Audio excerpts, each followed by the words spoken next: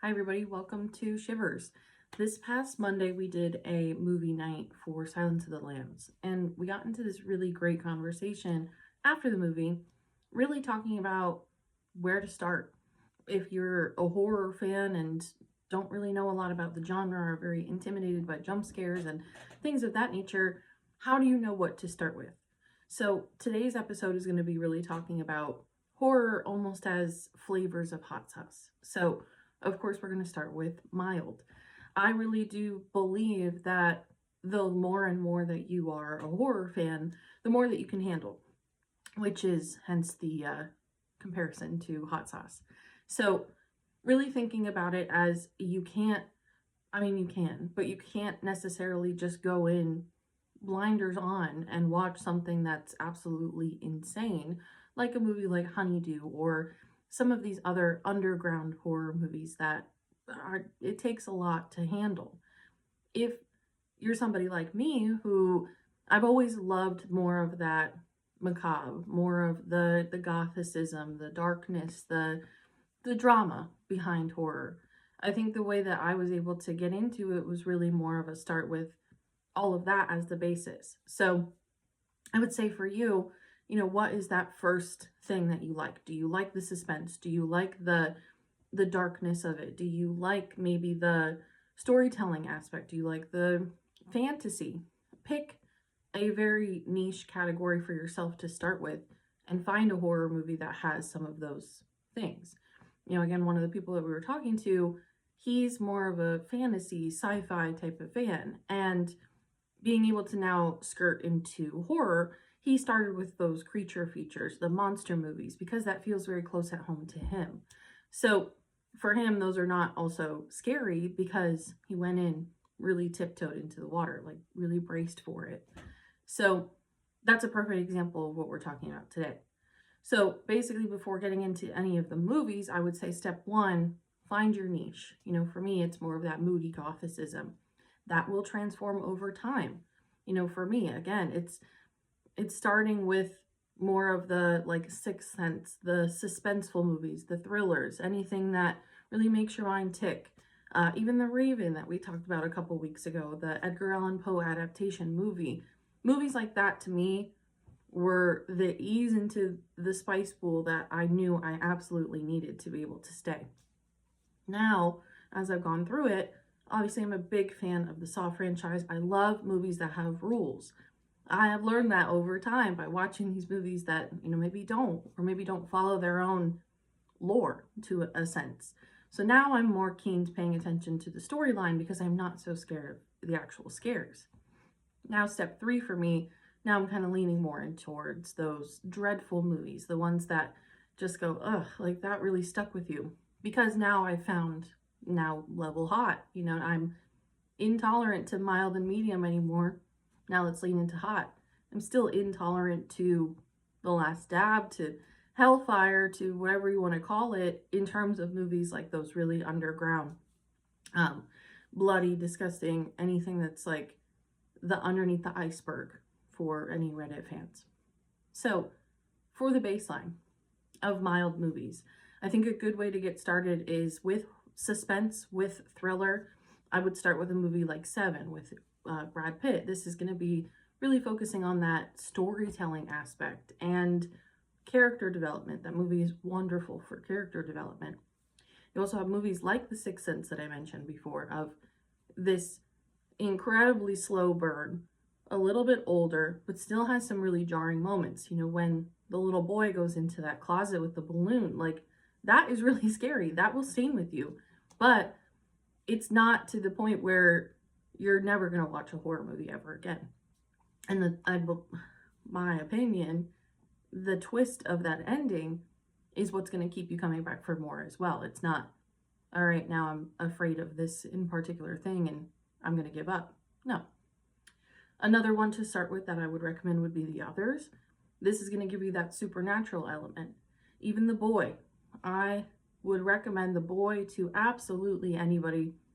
It's a wonderful movie. It's a great twist of a story. It's a great twist of the category that it's in. And so I think the Others is kind of in that same vein So either one of those you really can't go wrong with. Once you then move from some of the great storytelling, but the suspense rooted, the twist of fate rooted, then you can get into more of that medium flavor. This is going to be more of like the Babadook, maybe even The Ring can fall under this category. I think some of the classic, if you're willing to watch like Nightmare on Elm Street 1, Friday the 13th, the original. These originals, now watching them, they look really hokey, but you'll start to, I think, at this level, get an appreciation for them a little bit more because of how far we've come. Whereas if you just jump in with those, you're going to think they're really silly. So I would recommend, looking at some of those niche things first, watching the very breakdowns of them, and then moving into more of the classics. I do think this is where you'll start to test your limits for jump scares as well. I would throw in maybe a Get Out from the political commentary as well, and a couple jump scares from there that are not so jarring. Test your limits on that. Because again, some jump scares will scare you away from movies for forever. So test your limits. And then we get to more of that hot. This is where I would put some of like the Hereditary, the Midsommar, some of these more aggressive movies that they don't just sting you, but they do make you think. So there's almost a level added to that. Even Terrifier. Test your limits on gore now. So now we've tested our limits on the jump scares. Now we've tested our limits on the storytelling. Hopefully at this point you're starting to develop your niche a little bit too of, I started with The Sixth Sense, and maybe I really like that ghostly side of things. I like the supernatural. Maybe then I'm going to skirt over towards like Crimson Peak and lead more into that gothic side of things, the romance, the vampires, and then you end up liking that. That's absolutely fine. From this perspective, it's what's going to be the scariest in what niche that you picked. Even Raw or It Follows. These are very, very specific movies that are targeted to a very specific audience. But if you're in said audience of a vegan, of somebody who is very sexually active, anything like that, you are going to be really tied to these movies. So that too, you'll start to see what sticks with you, what resonates with you, rather than what you resonate with. So I would think from that hot perspective, you're looking at what's going to be almost the strongest normal version of that niche. And then you have that hellfire side. This is going to be where you find a lot of these internet movies. I would even put some of the horror shorts on more of that hot list too, because watching a horror short just out of nowhere on YouTube, it can be very jarring. And again, I would test your limits with what you want to watch. What do you now at this level watching horror movies, what are you expecting? So after giving all of that very big picture overview of these different levels, for me in particular, it was starting out with all the Tim Burton movies. I always loved Coraline, I loved Corpse Bride, I loved Nightmare Before Christmas. All of these movies were really great. And then I lean into less of the animation side of things and more into that storytelling. So it was more of than The Boy. I really do like a lot of those ghost movies. Anything that has to do with Halloween too. So Trick or Treat was a big one that popped up for me that I really resonated with and loved. So I started to then develop my taste even further. It wasn't just the gothic nature or the darkness. It was, now I appreciate rules. I love the rules. What are the storylines that we're really following? What is the lore of the story? Are we consistent with that? And so now I'm paying more attention to the character development, the story itself, rather than the scares. I'm not worried about being scared because I just want to pay attention.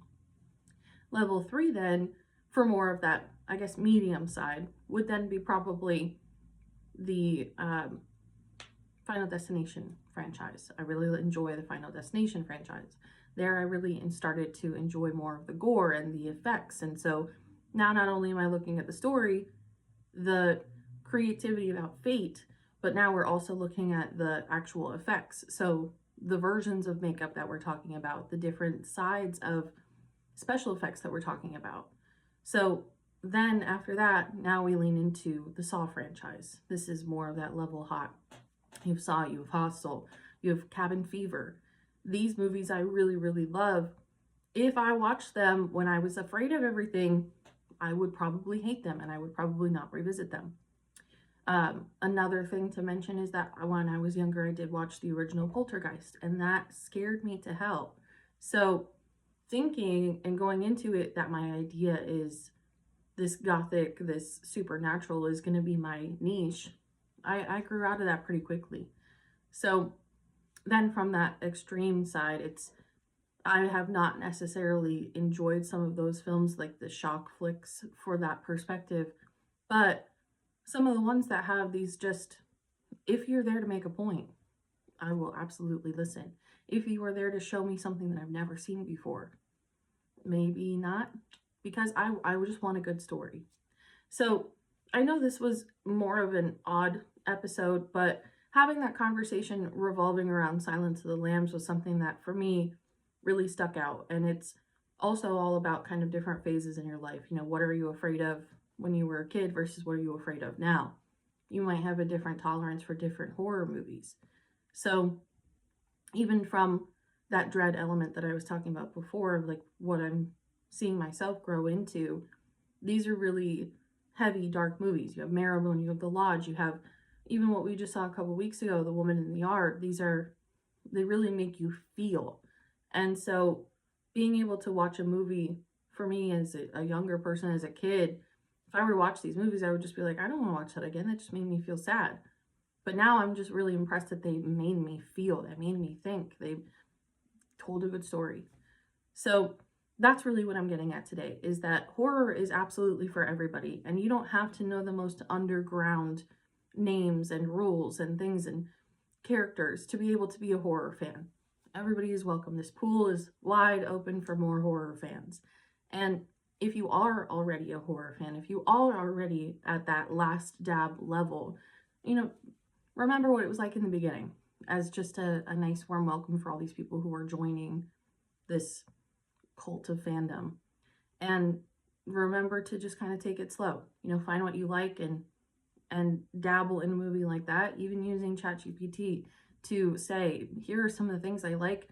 I'm sort of afraid of horror movies, but I'd like to dive in a little bit deeper. What are your suggestions? It can help. Use the tools that are around you.